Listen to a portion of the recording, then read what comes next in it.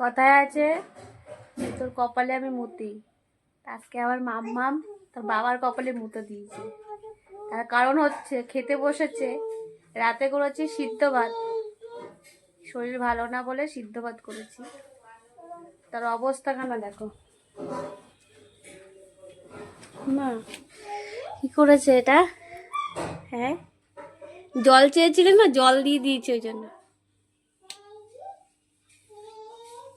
যে হিসু করে দিয়ে চলে গেছে, জল এতগুলো ভাত মেখেছে কুমড়ো সিদ্ধ আলু সিদ্ধ দিয়ে।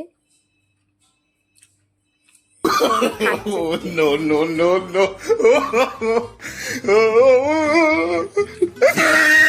ভোগের প্রসাদ দিয়েছে। ভালো লাগছে খেতে। অমৃত।